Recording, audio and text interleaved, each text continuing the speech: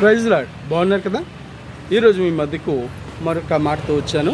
ప్రియులారా, ఇక్కడ మనం చూసినప్పుడు లూకాసు వార్తలోని ఒక 24వ అధ్యాయంలో 36వ వచనాన్ని చదువుతున్నారు. వారు ఇలాగ మాట్లాడుచుండగా ఆయన వారి మధ్యను నిలిచి, మీకు సమాధానము కలుగును గాక అని వారితో అనెను. అయితే వారు కలవరపడి భయాక్రాంతులై భూతం తమకు కనబడినని తలంచిరి.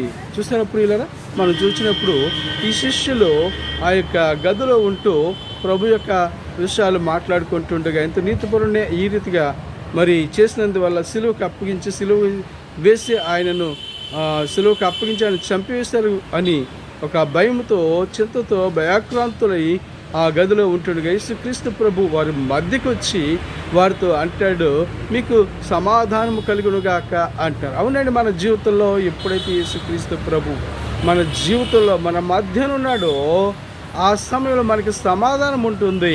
మరి అంతేకాకుండా అలాంటి యేసుక్రీస్తు ప్రభు వారి మధ్యలో లేనందువలన వారు కలవరపడి భయాక్రాంతులైనట్లుగా మనం చూస్తున్నాం. అయితే ప్రియులరా, ఈ యొక్క సమయంలో యేసుక్రీస్తు ఎప్పుడైతే వచ్చి వారి మధ్య నిలబడ్డాడో వారందరికీ కూడా అభయమిస్తూ వారు చెప్తూ ఉన్నారు, మీరు భయపడవద్దు, మీకు సమాధానం కలుగునుగాక అంటారు. కనుక ప్రియులారా, ఈ రోజు నాడు సమాధానం మనం ఎలా సంపాదించుకోగలుగుతాం? డబ్బు ఉంటే సమాధానం వస్తుందా? ఆస్తి ఉంటే సమాధానం వస్తుందా?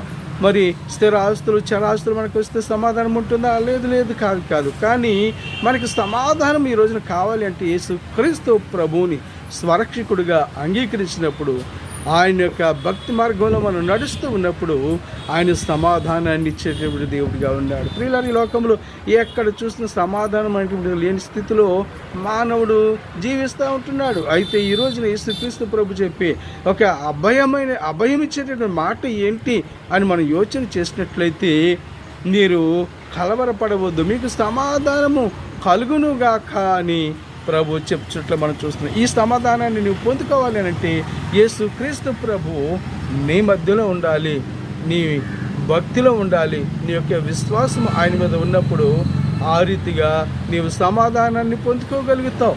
ఎన్ని శ్రమలు, శోధనలు, ఇబ్బందులు వచ్చినప్పటికీ నీకు కూడా సమాధానాన్ని నీవు స్వతంత్రించుకోగలుగుతావని ఈ యొక్క వీడియో మూలకంగా తెలియజేస్తూ దేవుడు మిమ్మల్ని దీవించును గాక. ఆమె.